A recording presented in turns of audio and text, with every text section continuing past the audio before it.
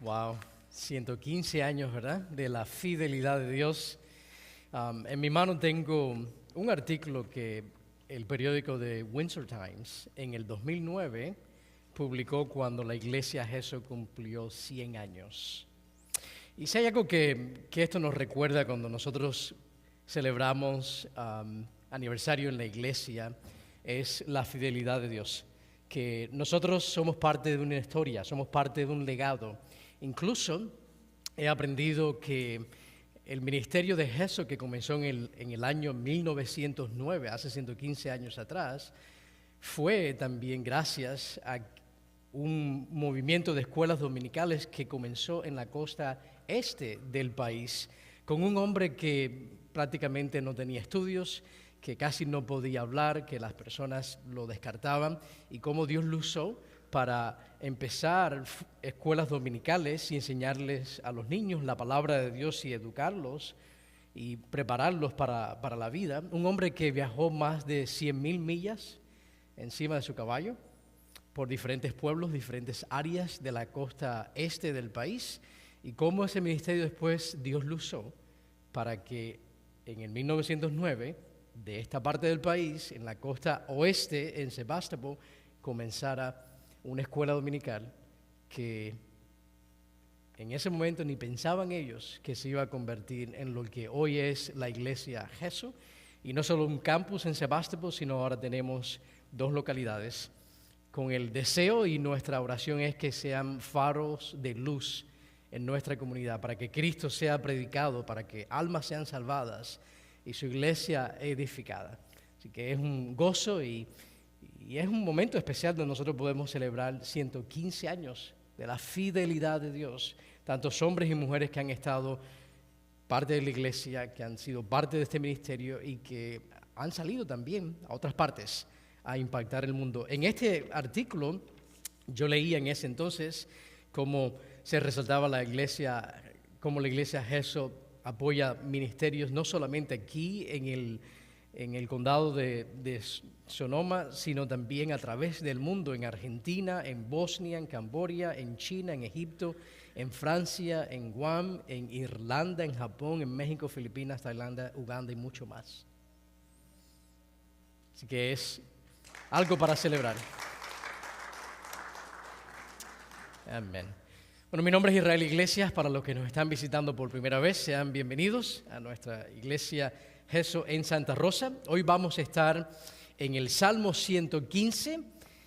Hoy es el último domingo en el libro de los Salmos. Ya para el próximo domingo vamos a comenzar en Mateo capítulo 6 y vamos a estar estudiando una serie de 5 predicaciones en el libro de Mateo, en el Evangelio de Mateo, y vamos a estudiar en particular la oración del Padre Nuestro, que tiene 5 versículos. Vamos a tomar un domingo a la vez para estudiar la oración del Padre Nuestro, y vamos a titular esa serie Devotos a la oración. Si necesita una Biblia, ahí debajo del asiento, la Biblia negra es en español, la Biblia roja está en inglés, y es la página 119. La página 119 en la Biblia negra, ahí debajo del asiento. Permíteme orar y entonces comenzamos en el Salmo 115.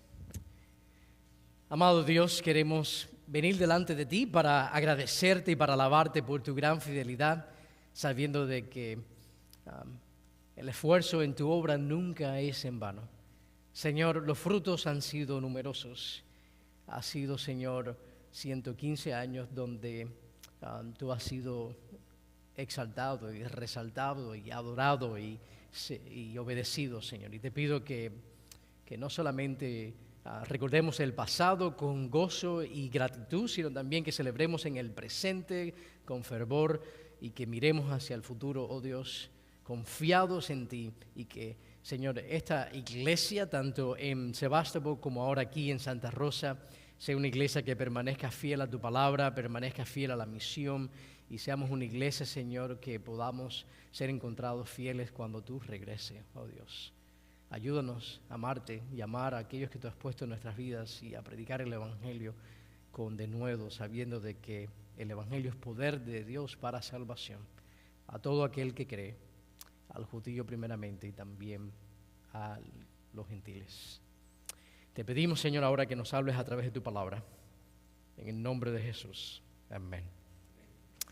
Si está tomando notas, el título de la prédica es Para la gloria de Dios. Y note en el Salmo 115, en el versículo 1, el salmista comienza diciendo: no a nosotros, oh Dios, no a nosotros, sino a tu nombre dad gloria.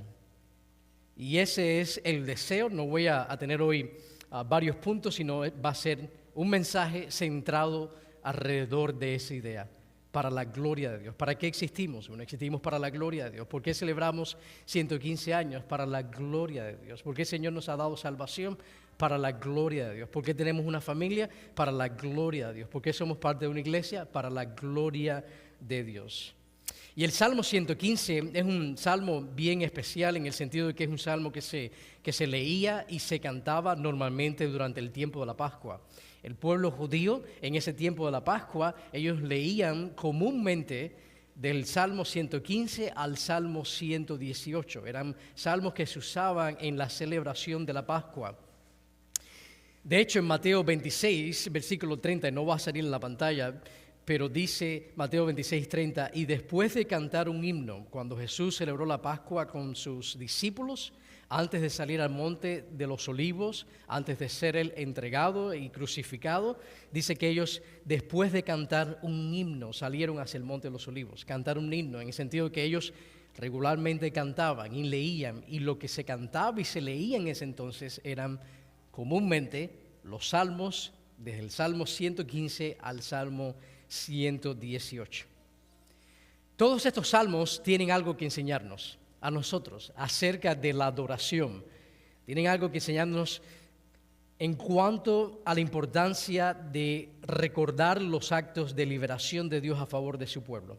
Ahora, estos salmos, cada uno de ellos tiene un tono diferente.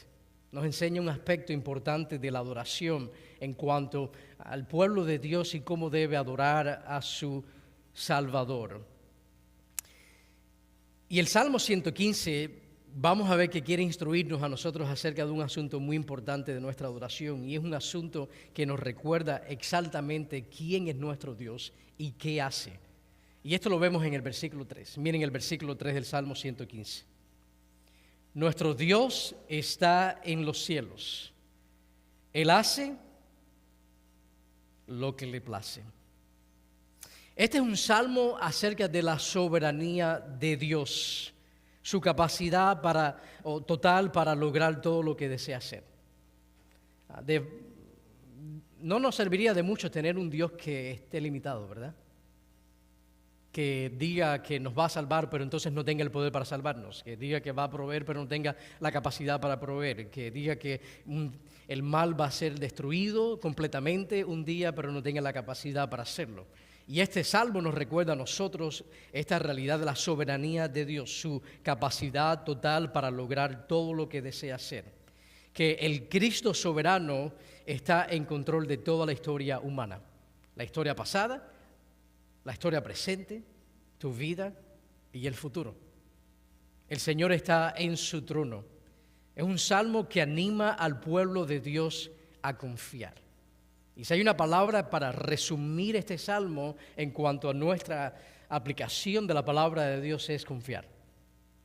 Es un salmo que nos dice: pueblo de Dios, recuerden de que su Dios es un Dios soberano, confíen. Él está en control, Él está sobre su trono. Es un recordatorio de que Dios todavía gobierna el universo, que Él tiene el control y que podemos confiar en Él. Así que el Salmo 115 quiere enseñarnos a nosotros por qué debes confiar en el Dios de la Biblia. ¿Por qué nosotros debemos confiar en Él? Y al mismo tiempo es un contraste de lo que sucede cuando no confiamos en el Dios de la Biblia, en el Dios verdadero. Y eso lo vemos en los versículos del 4 al 8. Vamos a leerlo. Los ídolos de ellos son plata y oro, obra de manos de hombre. Tienen boca y no hablan, tienen ojos y no ven, tienen oídos y no oyen, tienen nariz y no huelen, tienen manos y no palpan, tienen pies y no caminan. no emiten sonido alguno con su garganta. Se volverán como ellos los que los hacen y todos los que en ellos confían. Nosotros nos convertimos en lo que adoramos, ya sea para ruina o para restauración. No en el sentido que nos vamos a convertir en dioses, sino a medida que nosotros adoramos al Dios verdadero, nosotros vamos siendo conformados a la imagen de su Hijo amado en cuanto a su carácter, en cuanto a cómo el Hijo obedeció al Padre, cómo el Hijo vivió para hacer la voluntad del Padre. Y a medida que nosotros adoramos al Dios verdadero, nosotros somos conformados más a la imagen de Cristo. Pero al mismo tiempo, aquellos que no adoran al Dios verdadero son conformados según lo que ellos adoran. Para los que les gustan tener una estructura del Salmo, este Salmo está estructurado en 4 partes y nos enseña, de los versículos del 1 al 3, nos enseña la realidad de un Dios soberano y su pueblo. Nos va a hablar acerca de quién es este Dios soberano y quién es su pueblo. Y después, en los versículos del 4 al 8, vamos a ver el peligro de confiar en un Dios diferente. Hay un peligro de confiar en un Dios diferente, y es lo que está resaltando aquí el salmista, especialmente en el versículo 8, cuando dice: se volverán como ellos los que los hacen y todos los que en ellos confían. Ahora, en los versículos del 9 al 15, hay un deleite en confiar en el Dios soberano.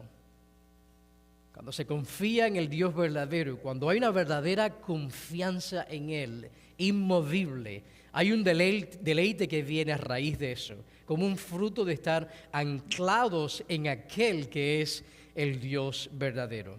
Y en los últimos versículos, el salmista habla acerca nuevamente de un Dios soberano y su pueblo. Comienza hablando acerca del Dios soberano y su pueblo y termina hablando acerca del Dios soberano y su pueblo, como las 2 tapas de un libro, ¿verdad?, que encierran todo lo demás. Nosotros, como el pueblo de Dios, tenemos la responsabilidad de confiarle nuestras vidas a Dios.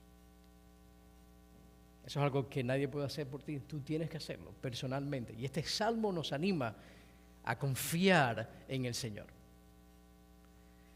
Estuve esta semana leyendo nuevamente la historia de William Wilberforce, que fue un británico político. Él creció en opulencia, creció siendo alguien de la clase alta. Al principio de su vida, él no le interesaba nadie más, vivía una vida de lujo. Estamos hablando de los 1700, en el apogeo incluso del tráfico de esclavos africanos, que se benefició mucho de esa parte cruel de la historia. Y cuando él era joven, él deseaba ser parte del Parlamento británico y llegar a esa posición y servir en el Parlamento. Y en sus propias palabras, y voy a citar, él dijo lo siguiente en los primeros años del Parlamento, cuando él logró llegar al Parlamento y él pensó que ya estaba completo, su vida estaba resuelta, y él dijo estas palabras: no hice nada con ningún propósito. Estos son sus primeros años en el Parlamento. Mi propio honor era mi único objetivo. Lo único que le interesaba a William Wilberforce era su propio honor. Para el 1786, este hombre tenía una vida vacía, sin Dios, y eso lo llevó a estar de rodillas. Y a través de una conversación que él tuvo con un hombre cristiano, un hombre piadoso, un hombre que amaba al Señor, un ex comerciante de esclavos, ¿se recuerdan quién escribió Amazing Grace? Gracia maravillosa. John Newton. En una conversación con él entregó su vida a Cristo en el 1786. Y él consideró entonces dejar la política por completo. Pero otros hombres, a través de la providencia de Dios, lo animaron entonces a que usara su posición para que abocara a favor de la abolición de la esclavitud en todas las colonias inglesas. Y William Wilberforce luchó por el fin de la esclavitud, pero no tuvo mucho éxito. En 1789 fue su primer intento a través de un discurso que él dio ante el Parlamento británico, pero no tuvo ningún éxito. Luego trató en 1790, en 1791, 92, 93 y así sucesivamente sin ningún efecto. De 1789 a 1805, él estuvo constantemente solicitando que se pasara una ley para que se aboliera la esclavitud, pero no tuvo éxito. En 1833, 3 días antes de morir, 3 días antes de pasar a la eternidad, se declaró la abolición de la esclavitud. Para ese entonces, William Wilberforce había quedado ciego. Su salud estaba deteriorada.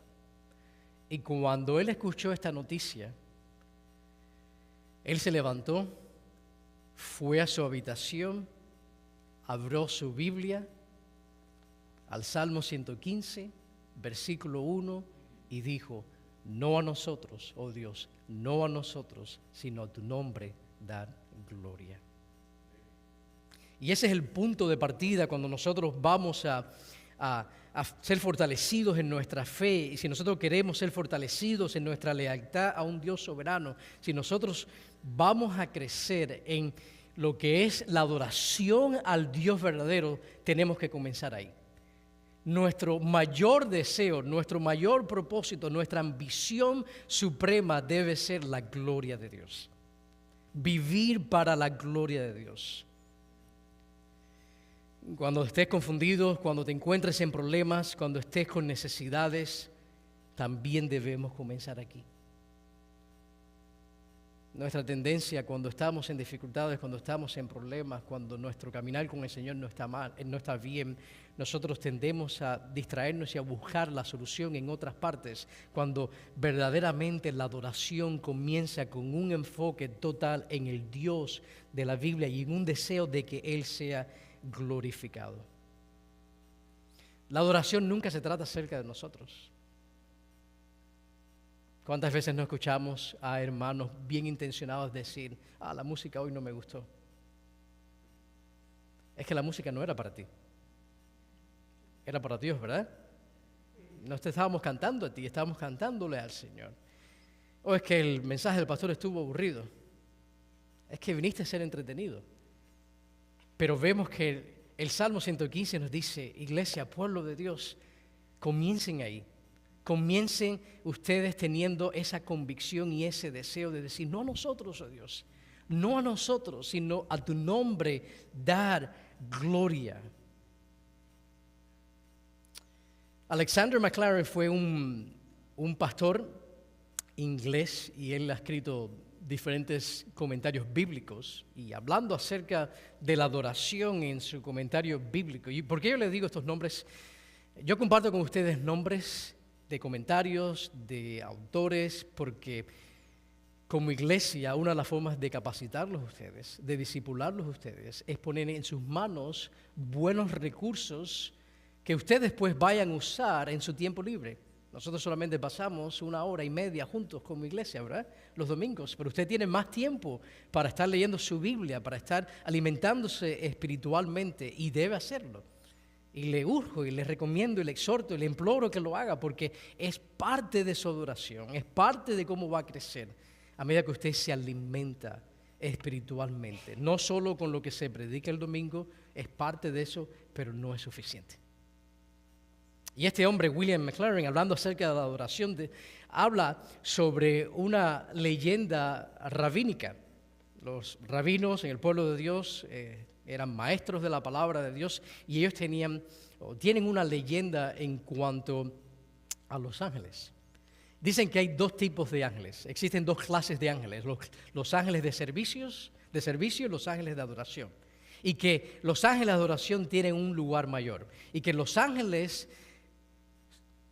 nunca adoran a Dios 2 veces, solo una vez.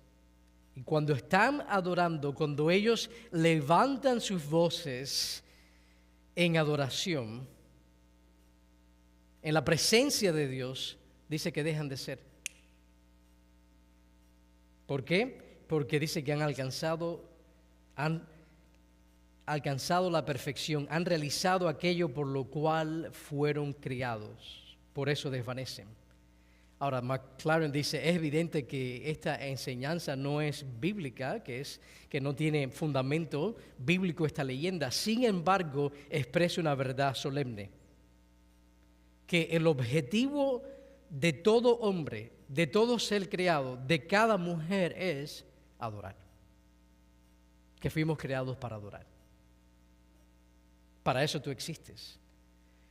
Para que tu adoración apunte hacia aquel que te ha salvado, aquel que dio su vida por ti. Para adorar el primer paso es poner nuestro enfoque en Dios. Ese es el primer paso en la adoración. Saber que la gloria de Dios es la que provoca adoración. ¿Por qué el pueblo de Dios en ocasiones su adoración es tibia? Con falta de pasión. ¿Por qué? Porque no tiene sus ojos en la gloria de Dios. Escucha lo que dice 2 Corintios 3:18 y va a salir en la pantalla.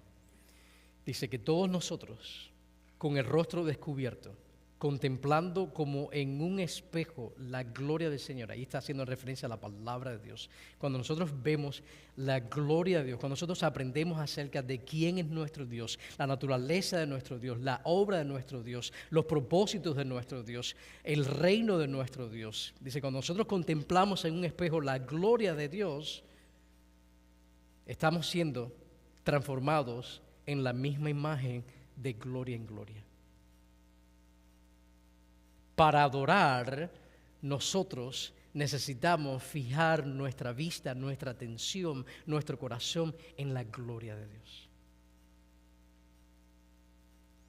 Estamos llamados a adorar, porque cuando nosotros adoramos, Dios nos ministra, Dios nos moldea de arriba abajo. La adoración es el ámbito en el cual Dios cambia a su pueblo, calibra nuestros corazones, reforma nuestros deseos, ajusta nuestro amor, que a veces es tibio, que a veces no es el mejor. Y es por eso la importancia de que el pueblo de Dios se congregue. ¿Por qué nosotros nos congregamos? Porque hay que hacerlo por religiosidad, como se dice en inglés, un check mark, para marcar la lista y decir, bueno, eso ya lo hice, es lo que hago el domingo. No, nosotros nos congregamos porque en el congregarnos, nosotros entonces al cantar a Dios y estar bajo la predicación de su palabra y servirnos mutuamente, nos recordamos una vez más acerca de qué se trata la vida, por qué hemos sido salvados, por qué existimos. Y Dios usa eso para calibrarnos, para recordarnos de que no a nosotros, oh Dios, no a nosotros, sino a su nombre da gloria. De aquí a 100 años lo que más va a importar es para qué viviste. ¿Qué hiciste con tus días?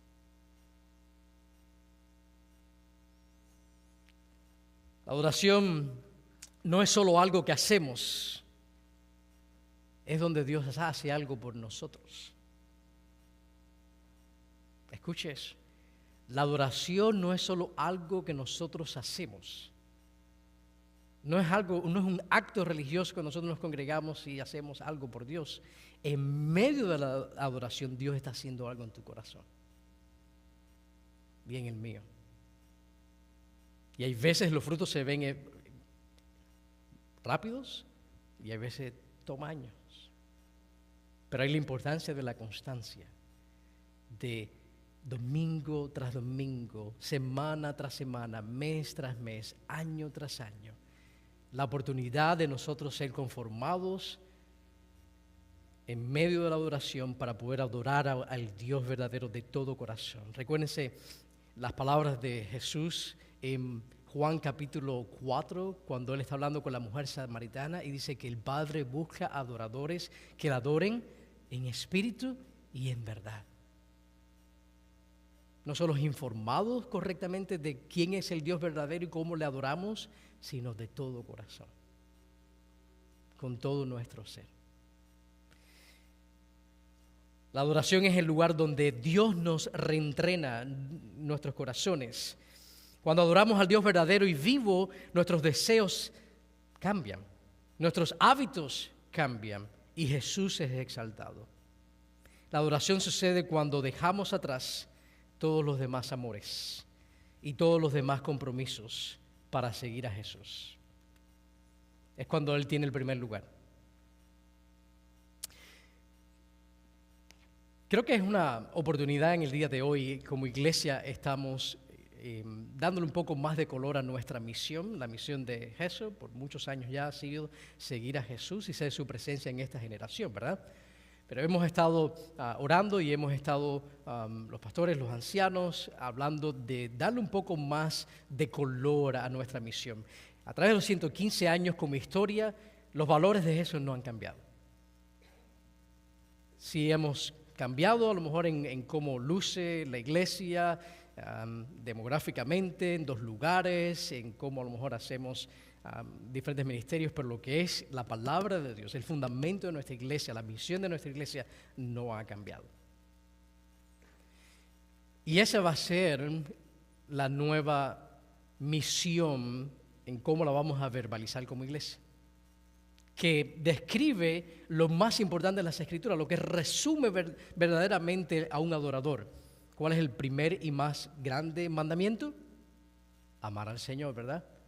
Amar a Dios con todo lo que somos. Ahora, en nuestra sociedad, decir el nombre de Dios es muy vano. Muchas personas creen en Dios. Ahora, cuando tú mencionas a Jesús, ya tú estás siendo más específico. Por eso nuestra misión dice que vamos a seguir a Jesús. ¿Cómo vamos a amar a Dios? Siguiendo a Jesús, siguiéndole a Él. Pero no solo queremos seguir a Jesús, queremos amar a los demás, amar a las personas. Porque el amor hacia Dios nos debe llevar a amar a los demás. Y como misión va a ser que nosotros vamos a seguir a Jesús, pero nos vamos a amar los unos a los otros. Tenemos la oportunidad de crecer en esa área. Tenemos la oportunidad de adorar al Señor a través de amarnos los unos a los otros. Y mientras seguimos a Cristo y amamos a los hermanos, nos vamos a enfocar en hacer discípulos, tanto dentro de la iglesia como aquellos que no están en la iglesia, con el Evangelio. A medida que proclamamos a Cristo y vemos a personas ser salvadas, la meta es que también crezcan, presentar a todos maduros en Cristo. 115 años, iglesia, pero lo que mantiene viva la iglesia, lo que mantiene enfocada la iglesia, lo que le da energías a la iglesia es Dios mismo. Y no olvidar de que Él es el centro de todas las cosas. Él es el primer y principal compromiso. Y el primer y principal compromiso de Dios no es con nosotros, sino es con su propio nombre. ¿Usted sabía eso? A veces nosotros queremos pensar de que nosotros somos lo más importante en este mundo. Noticia de última hora: lo más importante en este mundo no eres tú, no soy yo. El centro del universo es Dios. Y existimos gracias a Él y por Él y para Él. Y no es hasta que tú vives esa realidad es que vas a estar completo o completa y que vas a poder adorar a Dios. Y nuestro compromiso debe ser el mismo. Miren ahí nuevamente el versículo 1. Dice: no a nosotros, Señor, no a nosotros, sino a quién debemos dar gloria. A su nombre, a Él. El cristianismo es acerca de Él. El cristianismo no es una serie de reglas que nosotros vamos a seguir y obedecer. No es una fórmula en la que tú haces esto y entonces Dios hace esto por ti. El cristianismo es acerca de Cristo, es acerca de su gloria, es acerca de sus propósitos. El cristianismo se trata de adoración, la adoración del Hijo de Dios. Y esa debe ser la motivación de cada uno de nosotros, de por qué alejarnos de nuestros pecados y por qué arrepentirnos y correr hacia Él, por qué creer en Él como Señor y Salvador. La motivación del cristianismo no es escapar del infierno. A veces pensamos que asustando a las personas se van a convertir. El cristianismo se trata acerca de Dios, acerca del Hijo de Dios. Nos arrepentimos porque eso resalta de que Él es el Salvador del mundo, de que verdaderamente Él tuvo que bajar del cielo y vivir una vida perfecta porque yo estaba perdido en mis delitos y pecados. La motivación es que Cristo sea exaltado como Salvador, como el Hijo justo y perfecto de Dios. La salvación no es acerca de repetir una oración. La salvación no es acerca de llenar una tarjeta y entregarla en la iglesia. La salvación se trata acerca de una persona. El Evangelio es una persona.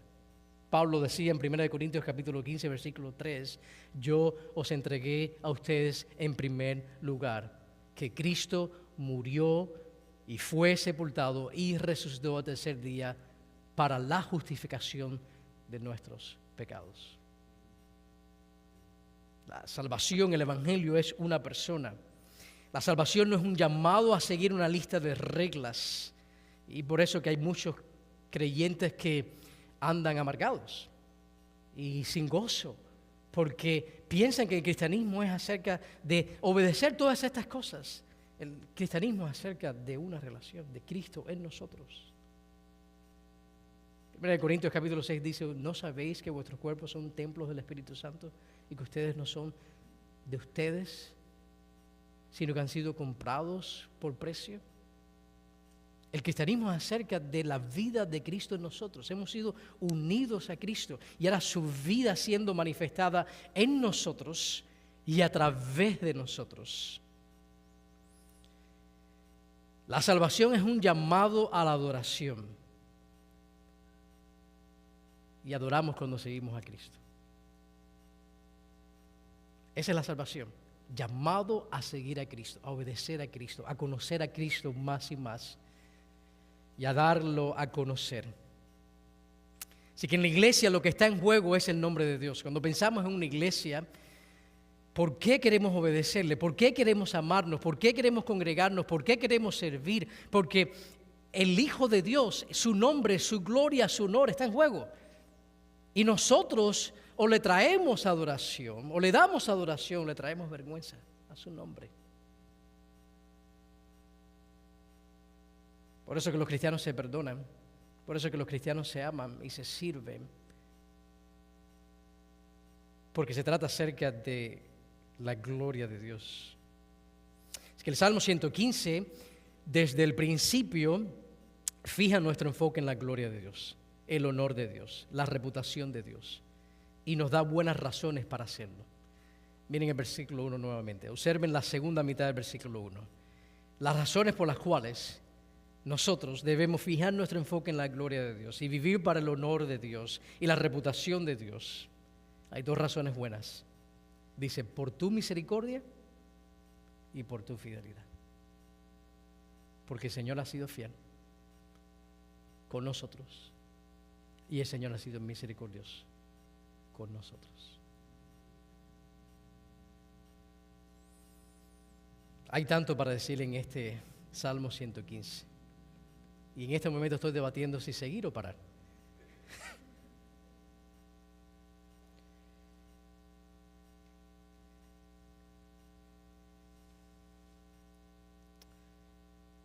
El amor de Dios, cuando ven la palabra y misericordia, es la palabra Hesed. Habla del amor de Dios, de la lealtad de Dios, unidos en una sola palabra, amor y lealtad, en un mundo donde el amor del mundo es tan frágil y separa tantas familias y hiere tantos corazones y rompen tantas relaciones que se desvanecen en la primera falla o en la primera dificultad. Pero el amor de Dios nos dice ahí, en esa palabra misericordia, Hesed, que es un amor leal, es un amor fiel, es un amor constante, es un amor inquebrantable. Y por eso nosotros debemos adorar al Señor, porque hemos sido recipientes y beneficiarios de ese amor en Cristo Jesús. Un amor inquebrantable que Él nos ha amado con un amor de pacto. Su fidelidad, su fiabilidad, Él es confiable. Su palabra lo es. Por eso dice, no a nosotros, Señor, no a nosotros, sino a tu nombre da gloria. Porque tu amor es un amor comprometido. Tu amor es verdad. Ahora, nosotros cuando adoramos al Señor, no adoramos sin oposición. Nosotros tenemos oposición. Seguir a Cristo es difícil, iglesia. Porque seguir a Cristo requiere que tú mueras a ti mismo, a tus deseos, a tus planes. Y tenemos una lucha con la carne, tenemos una lucha con el mundo y tenemos una lucha con el diablo. Y es difícil seguir al Señor. Y en el versículo 2 vemos eso, que no es una adoración sin oposición. El versículo 2 dice, ¿por qué han de decir las naciones, dónde está ahora su Dios? Y eso es lo que pasaba en ese contexto, en ese momento, que las naciones alrededor de Israel, al ver el estado del pueblo de Israel, le estaban diciendo, ¿y ahora dónde está tu Dios? Aquel que tú dices que es fiel, aquel que tú dices que es amoroso, aquel que tú dices que cumple todas sus promesas. ¿Por qué te está sucediendo todo lo que te está sucediendo? ¿Dónde está tu Dios? ¿No te ha pasado eso? ¿No te ha cruzado eso por la mente? Ahora la respuesta está en el versículo 3. Y esta es una de las declaraciones más preciosas sobre la soberanía de Dios en todas las Escrituras. ¿Dónde está nuestro Dios? Nuestro Dios está en los cielos. Él hace lo que le place. El cristiano necesita una teología robusta en cuanto a la soberanía de Dios. Y hay muchos pasajes que pudiéramos ir para recordar que nuestro Dios está en los cielos. Vemos la soberanía de Dios en la salvación. En Efesios capítulo 1, versículo 5, dice que Él nos predestinó, fue Él el que lo hizo, para que fuéramos adoptados como hijos, para sí, hijos de Dios, mediante Jesucristo, mediante su obra, mediante la fe en Él, y todo eso conforme al beneplácito de su voluntad. En Isaías 46, dice el Señor, porque yo soy Dios y no hay otro. Yo soy Dios y no hay ninguno como yo, que declaro el fin desde el principio y desde la antigüedad, lo que no ha sido hecho. Yo digo, mi propósito será establecido y todo lo que quiero realizaré. O Proverbios 16, versículo 33, donde dice que la suerte se echa en el regazo, pero toda decisión es de ¿quién? Es del Señor. O Mateo 10, 29, no se venden dos pajarillos por un cuarto y sin embargo ni uno de ellos caerá a tierra sin permitirlo vuestro Padre. O Santiago capítulo 4, versículo 15, más bien deberías decir, si el Señor quiere, viviremos y haremos esto o aquello. O el pasaje favorito del cristiano, Romanos 8, 28, dice que sabemos que para los que aman a Dios, ¿cuántas cosas? Dile a tu vecino, todas las cosas. Todas las cosas cooperan para bien. Esto es para los que son llamados conforme a sus propósitos. Sabemos que a los que aman a Dios, todas las cosas cooperan para bien. Por eso, cuando nosotros estamos atravesando pruebas, podemos nosotros afirmar lo que dice el versículo 3, nuestro Dios está en los cielos, Él está gobernando. Puede ser en la sala de espera en un hospital, puede ser en el cumpleaños de un hijo, puede ser en la prueba más difícil, en el valle más oscuro. Nosotros podemos afirmar eso, porque sabemos que nuestro Dios es un amor fiel, es un amor donde dice que es su misericordia y su fidelidad con su pueblo.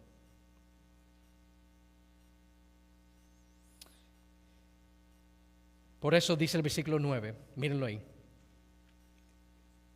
Oh Israel, confía en el Señor.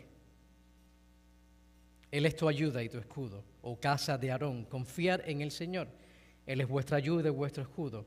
Los que teméis al Señor, confiar en el Señor. Él es vuestra ayuda y vuestro escudo. Y ahora brevemente para que ustedes entiendan, cuando dice, oh Israel, confiar en el Señor, está haciendo un llamado a todos dentro del pueblo de Israel que son creyentes. Recuérdense que no todo el mundo dentro del pueblo de Israel era salvo.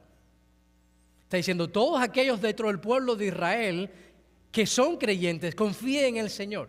Él es vuestro escudo, Él es vuestra ayuda. Pero después dice, oh casa de Aarón, y esto ahora es un llamado a los líderes de Israel, aquellos que guiaban al pueblo de Dios a la adoración. Dice, confíen en el Señor, Él es vuestro escudo, Él es vuestra ayuda. Y después dice en el versículo siguiente, en el versículo 11, los que teméis al Señor. Y esto es una referencia a aquellos mucho más allá de los bordes dentro de Israel, a los gentiles, aquellos que habían confiado en el Dios verdadero, que se habían apartado del paganismo y habían creído en Dios, en Jehová. ¿Por qué podemos confiar? Miren el versículo 2. El Señor se ha acordado de nosotros. Él nos bendecirá.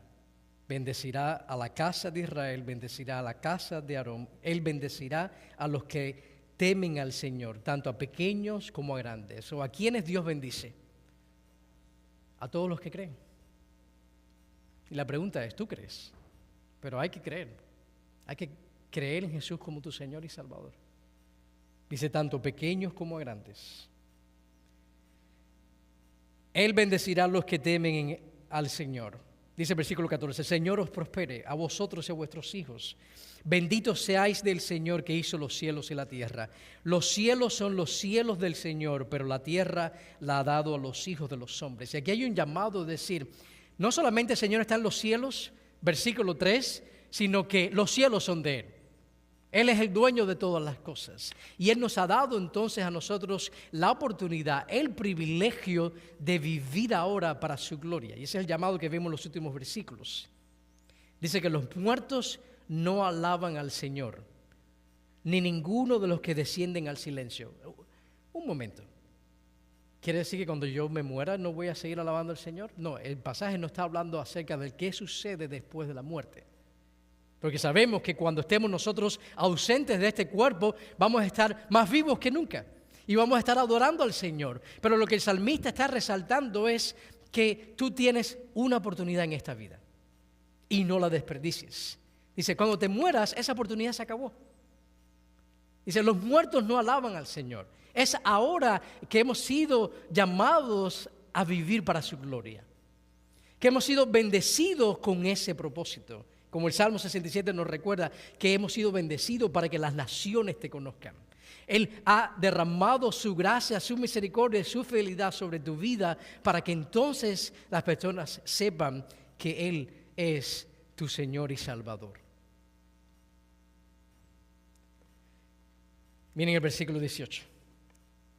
Termina con eso. Dice, pero nosotros bendeciremos al Señor. Hay un llamado aquí en el versículo 2, hay una burla, hay un desprecio al pueblo de Dios diciendo, bueno, ¿dónde está tu Dios? Muéstranos. Y el pueblo de Dios dice, nuestro Dios está en los cielos. Y nosotros, versículo 18, vamos a bendecir al Señor. Nosotros vivimos para eso, existimos para eso. Y vamos a vivir 115 años más como iglesia, si el Señor lo permite, para la gloria de Dios. Viviendo ese versículo número 1, no a nosotros, oh Dios, no a nosotros, sino a tu nombre, dar gloria. La vida aquí, como la conocemos, va a llegar a su fin. Y eso nos impone una obligación a usar nuestras vidas ahora para su gloria, para su honra. Voy a terminar. Mientras nosotros recordamos el pasado, estos 115 años, celebramos el presente y miramos hacia el futuro, yo creo que es importante como iglesia qué esperar, qué desear, qué soñar, qué orar al Señor, qué nosotros deberíamos como iglesia decir, eso es lo que queremos ser. Y para eso voy a compartir con ustedes 5 cosas que el pastor John Stott, que fue un pastor en Inglaterra, tengo una foto ahí, de un libro que se publicó más adelante cuando él, en 1974, la iglesia en la cual él era pastor en ese momento, se llama la Iglesia de Todas las Almas en Londres. Esa iglesia en ese entonces estaba cumpliendo en el 1974 150 años. Y en el aniversario de la iglesia, el pastor John Stott compartió 5 cosas, 5 anhelos, su sueño para esa iglesia, mientras cumplía 150 años de la fidelidad de Dios y miraba ahora hacia el futuro. Y estas 5 cosas comienza con la primera. Dice, una iglesia bíblica. Y John Stott decía, tengo un sueño de una iglesia bíblica, de una iglesia que sea una iglesia bíblica, que sea leal en cada aspecto de la revelación de Dios en las Escrituras, cuyos pastores expongan las Escrituras con integridad y relevancia, y así busquen presentar a cada miembro maduro en Cristo, cuyo pueblo ame la palabra de Dios y la adorne con una vida obediente y semejante a la de Cristo. Él decía, tengo un sueño de una iglesia bíblica. Número 2, una iglesia que adora. Tengo el sueño de una iglesia que sea una iglesia que adora, cuya gente se reúna para encontrarse con Dios y adorarlo, que sepa que Dios está siempre en medio de ellos y que se incline ante Él con gran humildad, que frecuente regularmente la mesa del Señor Jesús, es decir, que celebre la cena del Señor, para celebrar su poderoso acto de redención en la cruz, que enriquezca la adoración con sus habilidades musicales, que crea en la oración y se aferre a Dios en la oración, cuya adoración se exprese no solo en los servicios dominicales y las reuniones de oración, sino también en sus hogares, su trabajo entre semana y las cosas comunes de la vida. Tengo el sueño de una iglesia que adora, de una iglesia bíblica, una iglesia que adora. Tercero, una iglesia que cuida de sus miembros.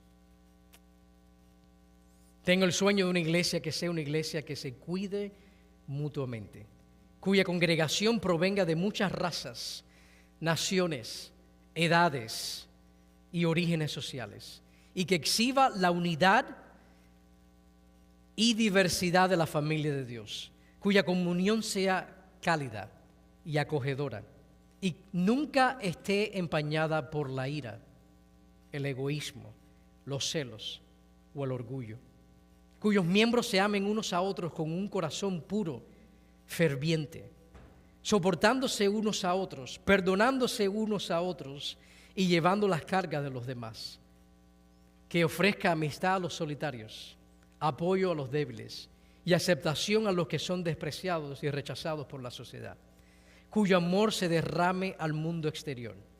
Tengo el sueño de una iglesia donde se cuidan unos a otros. Número 4, una iglesia que sirve. Tengo el sueño de una iglesia que sea una iglesia que sirva, que haya visto a Cristo como el siervo y haya escuchado su llamado a ser un siervo también. Que se haya liberado del interés propio y sirva de adentro hacia afuera y se entregue desinteresadamente al servicio de los demás, cuyos miembros obedezcan el mandato de Cristo de vivir en el mundo, de permear la sociedad secular, de ser la sal de la tierra y la luz del mundo, cuya gente comparta las buenas noticias de Jesús de manera sencilla, de manera natural y ferviente con sus amigos, que tenga una visión global y que desafíe constantemente a sus jóvenes a dar sus vidas al servicio de Cristo y que envíe constantemente a su gente a servir a través del mundo. Tengo el sueño de una iglesia que sirva. Y por último, una iglesia expectante. Sueño con una iglesia que sea una iglesia expectante, cuyos miembros nunca puedan asentarse en la opulencia material o la comodidad, porque recuerdan que son extranjeros y peregrinos en esta tierra. Que sea más fiel y activa, porque está esperando y anhelando el regreso de su Señor. Que mantenga la llama de la esperanza cristiana encendida en un mundo oscuro y desesperado. Que en el día de Cristo no se alejará de él avergonzada, sino que se levantará con alegría para saludarlo. Sueño con una iglesia expectante. Tal es mi sueño de una iglesia viva, una iglesia bíblica, una iglesia que adora, una iglesia que cuida a sus miembros, una iglesia que sirve y una iglesia expectante. Y él decía que todos compartamos este sueño y que bajo la dirección de Dios el sueño se haga una realidad. Y ese debe ser el deseo de la iglesia. Vamos a orar.